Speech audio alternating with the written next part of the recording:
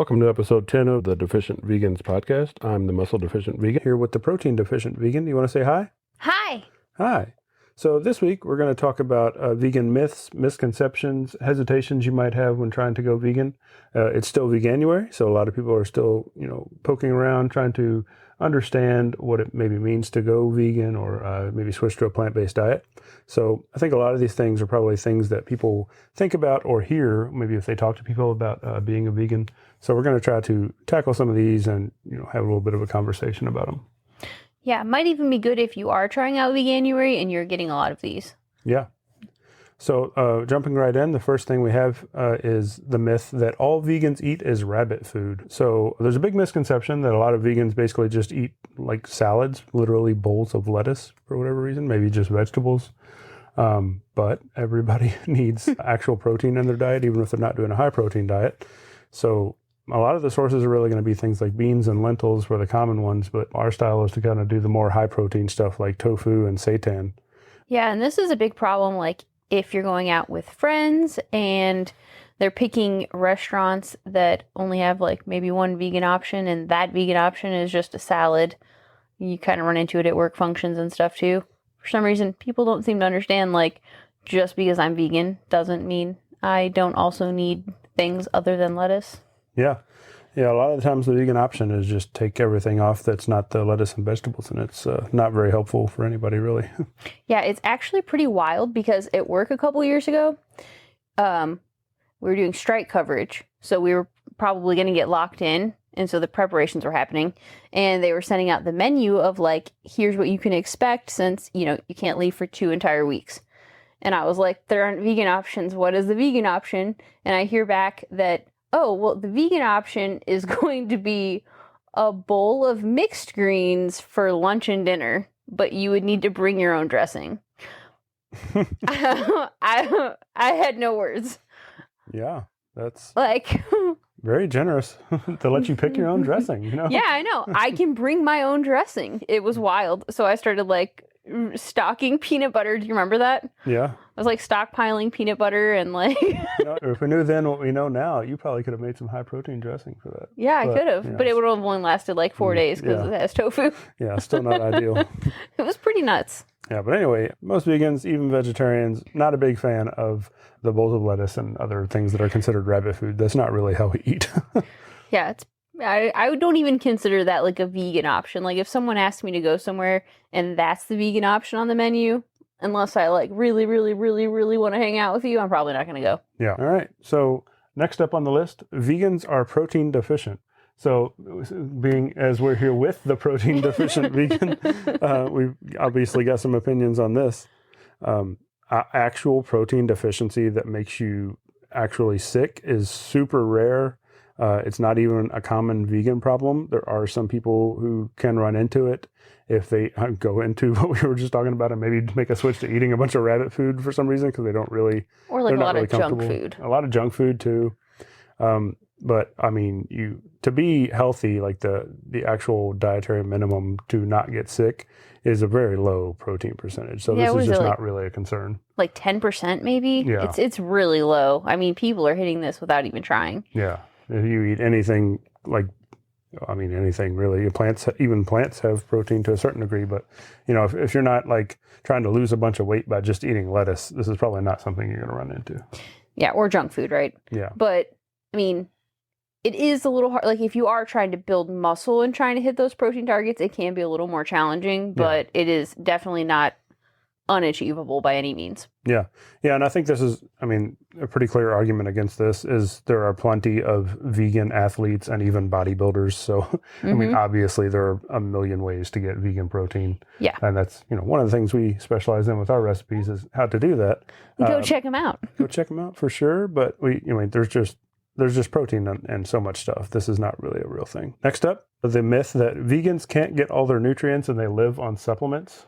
I've been hearing this a lot. Yeah. And, a thing about a lot of these myths is there's a little bit of truth in some of them. Like the protein thing comes from the fact that there are some protein quality issues, but they don't really end up being relevant to just be healthy. The nutrients thing, there is one nutrient we can't really get, which is vitamin B12. Right. Yeah. But that's not naturally occurring in animal products either. Like, Yeah. it's more of a modern agriculture issue. Yeah. And, we do have to take a supplement for that. As far as everything else, Or eat nooch. Or eat nooch. Yeah. I mean, that's fortified, a lot of fortified stuff. We do have to kind of be aware of it, though. So while we don't need to supplement things, there are some things that are, a little less available on a vegan diet, but they're usually not to the point where you end up with any kind of actual deficiency, as long as you're eating a wide variety of foods on either a vegan diet or even like the standard American or omnivore type diet.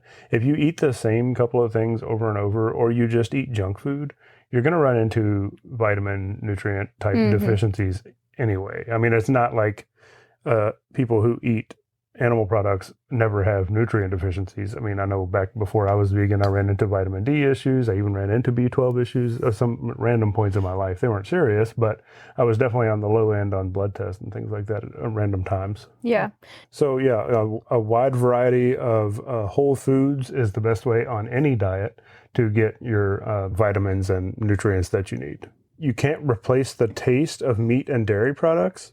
I mean, I guess that's not really a myth, but I think people think it's a lot bigger deal than it actually is. I think that's the best way to put it. Like, it doesn't, meat and dairy doesn't really need to be replaced. It's just kind of another ingredient that you use. Yeah, I think definitely meat is like, you can replicate that with like anything, as long as you're seasoning well and you're marinating stuff well. Like, I don't really think you miss that. Yeah. Dairy was a concern for me before I went vegan. I was a little worried I was going to miss it, but there are a lot of great options out there now for like dairy substitutions if you want to use those. And like, also, once you haven't eaten it for a while, I don't miss it any. I don't even think about it. Yeah. You think of meat as like the central part of the meal, but I mean, really, when you really think about it and you start eating things that don't have meat, you realize it was just kind of like the chewy textured part of the meal. And there are a lot of things that you can do that with. So I mean, like tofu, right? Yeah. Seitan's amazing. Right. Yeah. Seitan is kind of like fills that gap immediately. Yeah. Definitely if you feel the need to like replace that part of your plate with something kind of similar, seitan is a great option. I mean, there are a lot of like meat substitutes too that work really well. There are a lot of different ingredients, thousands probably of different ingredients out there that have all their own flavors.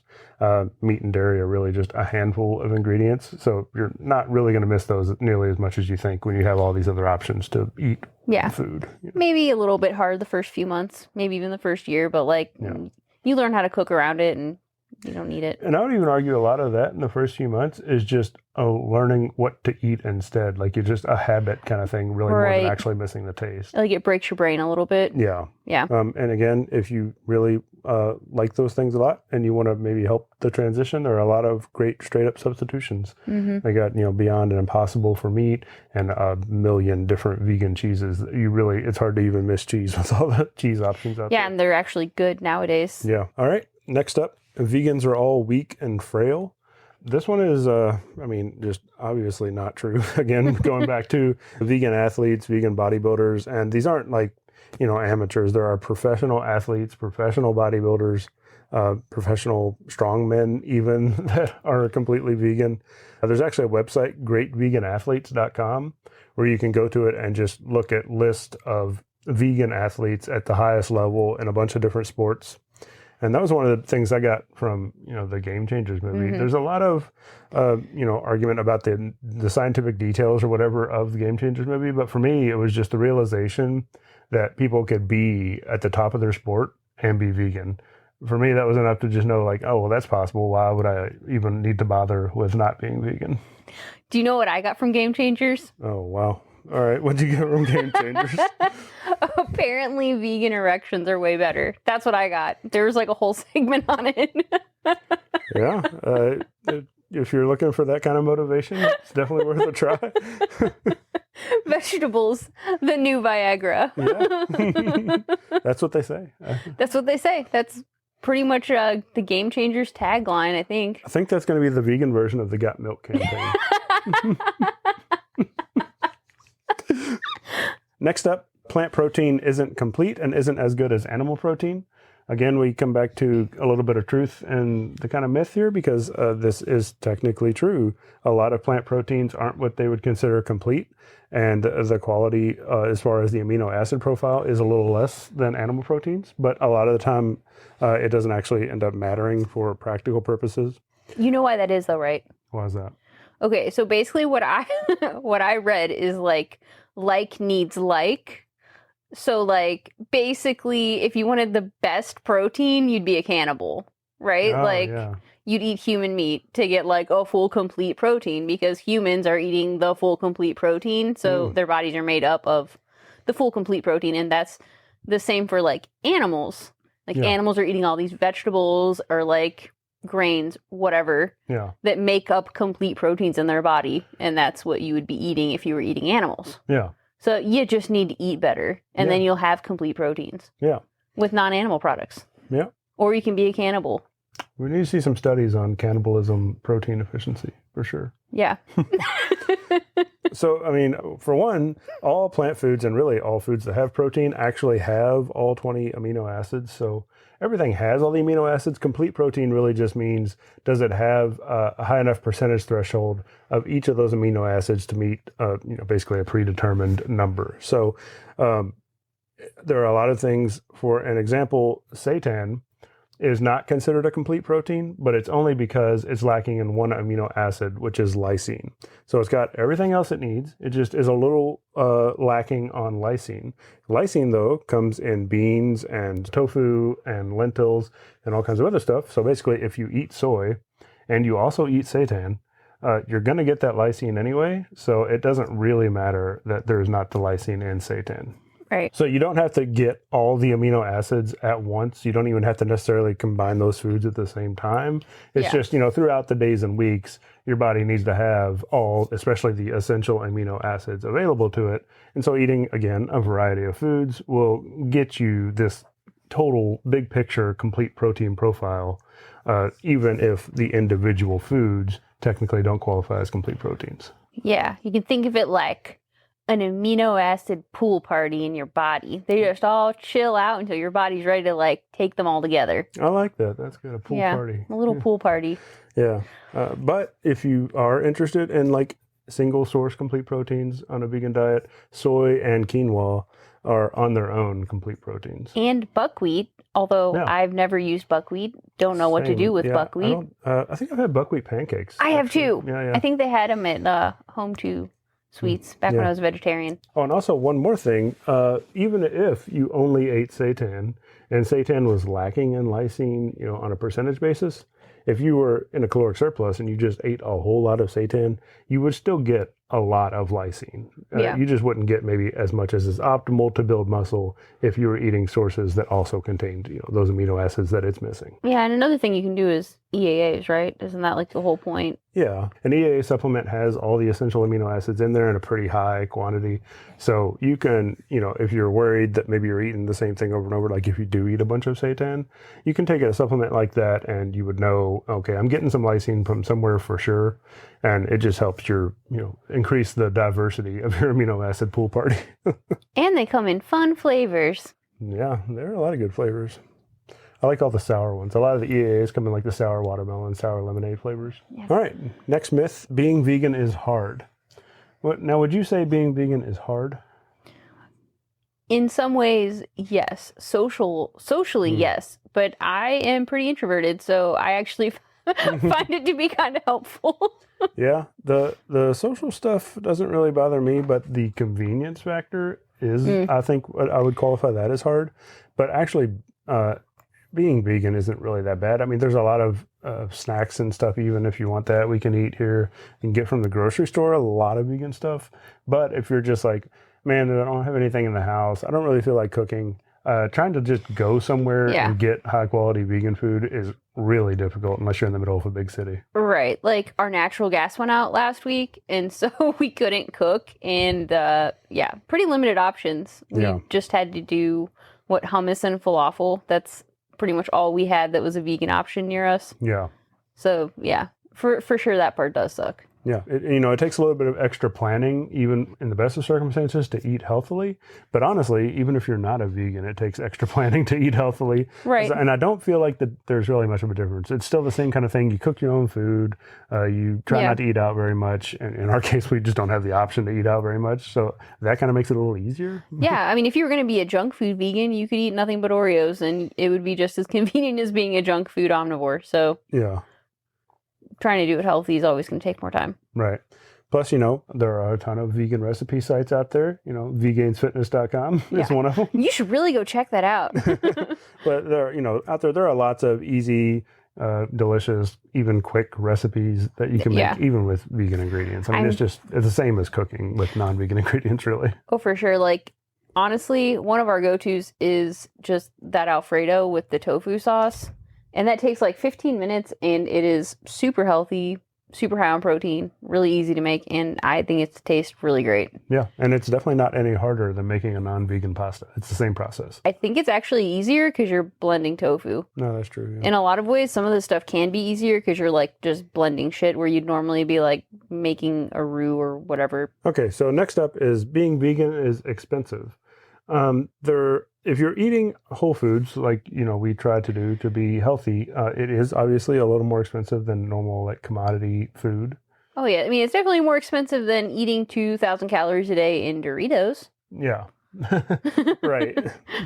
Yeah, but I think even if you're not vegan and you're trying to eat healthy whole foods, the prices are really similar. I haven't noticed anything that's really egregiously more expensive on the vegan side. Yeah.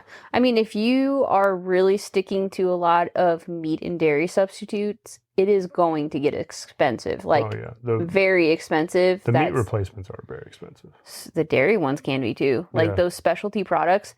But I mean, honestly, you got to learn how to cook. Yeah. Like, you need to learn how to cook, and you need to not rely on those. And if you're not relying on those, it's not in my opinion, any more expensive than an omnivore diet. Yeah, I mean, we've got a lot of big staples in like oats, TVP, beans, and rice, and those things are all notoriously very low priced. Wheat gluten flour is pretty cheap. Flour, yeah. You can make seitan yourself. Yeah, and the plant milks are kind of the same price range as like the premium dairy milks. I mean, it's definitely not going to be as cheap as the, store brand. And I think even on the non-dairy milks, you can make those yourself. Yeah. Without having a cow in your house. So that's exciting. Yeah. You can milk the almonds with your own hands. Get those little almond teats and milk them. I have nipples, Greg. Can you milk me? All right. Okay. Yeah, the last kind of thing you might hear, and it does kind of fall more towards the myth side, is people say either like, I could never eat vegan food, or I've never eaten vegan food before. Well, okay, so you definitely have, right? So some popular ones: peanut butter and jelly sandwiches, baked potatoes, Oreos, every vegetable you've ever eaten. I mean, unless it was cooked in butter or something, right? Movie theater popcorn is usually vegan. I mean, like, you are definitely eating vegan food all the time. All the time. And that's because vegan food is not special food. It's just food. The food that doesn't include the animal products like meat and stuff. Yeah. So, I mean, to say you could never eat vegan food, or you've never eaten vegan food, you're eating it all the time, even if you don't really think about it like that. Yeah, this one's always been extra funny to me because you get this a lot. Like, I could never eat vegan. And it's like, you probably ate vegan yesterday. Yeah. The only special food we have is really like soy stuff, like tofu. And I'm not even really sure why that is associated with vegan specifically, because anybody could eat tofu or soy or anything. Yeah. And not even could they? They should, because like, honestly, the macros are amazing. And everyone should be using that. Silken tofu? I mean, there are so many things. If I would have known like how good silken tofu was for things. Or TVP. Or TVP. You could just put it in so much stuff. And there's not really a food like that that's not those things. So I'm not really sure how soy got pigeonholed into being a vegan and vegetarian thing instead of just another protein option for everybody. Right. Like another protein tool. Yeah. Yeah, I think omnivores need to pick up on tofu and TVP because they are missing out. Like, it is pretty handy in the kitchen. For sure. All right. So we hope that helps you kind of have some conversations about veganism, or maybe even think through some hesitations you were having, or, just generally any questions you might have. All right. So we've got a couple of recipes coming out. So we're going to talk about those a little bit. The first one we made that's really good, and you can see it on the website, is the strawberry cheesecake. Yeah. It's a strawberry chocolate cheesecake. Yeah. Everything's better with chocolate, right? It'd be really good for Valentine's Day. Hint, hint, maybe you should make it for me. Yeah, so this was really super good, and it has actual chunks of whole strawberry in there. It's not just like some weird strawberry flavoring or anything. So it's got the streaks you can see. It looks really pretty and red, and obviously it tastes awesome. Yeah, and it's got a chocolate TVP crust, and the filling is made out of silken tofu. Yeah. Also, did we mention chocolate strawberry cheesecake is 32% protein. So right. These cheesecakes are getting better every time. I don't really understand how you keep doing it, but I'm really happy. All right. Next up, we made a nice fajita bowl. So you want to talk about that a little bit? Yeah. So we used seasoned TVP as like the rice that you put it on, for extra protein, and then black beans, and then some like sauteed green peppers, mushrooms, onions. And like a little sprinkling of vegan cheese, and I thought it turned out really well. Yeah, now I'm hungry. Thank you for that. Yeah, it was really easy to make too, like super, super quick. Yeah, that was really good. You could probably meal prep something like that. Oh yeah, for sure. You can put another one, obviously, with fajita bowls. You can do whatever. You can eat it with chips, put it in a burrito, put it in a taco, eat it just straight out of the bowl. Yeah, you could put depending it on your calories for the day. You could put it in a tortilla. It'd be pretty good in a tortilla. Yeah. And then the last one we had were some banana nut TVP muffins. Dude, we just made those this morning, and I thought they were pretty good. Yeah, I think they're probably the best. We've got a couple of these TVP muffins so far. I think this is the best form of that so far. The banana is really good flavor in these. Yeah, it's a really good, strong flavor. Yeah. Can't even tell there's TVP. Kind of tastes like oatmeal. Yeah. Or like, my friend said it was like, kind of feels like a muffin meets like one of those oatmeal no-bake cookies. And I think that's a pretty good description. Yeah. And, they're not necessarily high protein. I think they're like 18% or something. But they have a decent amount of protein, and it doesn't like compromise on the flavor or anything like adding some protein powder would. So, I mean, best of both worlds, in my opinion. Yeah, I agree. Okay, so that's what we have on the recipe front. And I think that is it for this week. Next week, we'll be back with another topic to carry you through Veganuary. And as always, if you have any questions, feel free to reach out to us on the website. You can leave comments, reach out to us on social media, or you can just email podcast@vegainsfitness.com, and you can find all that information in the show notes. So I think that's it, and I hope everybody has a good week. Do you want to say bye? Bye. Bye, everybody.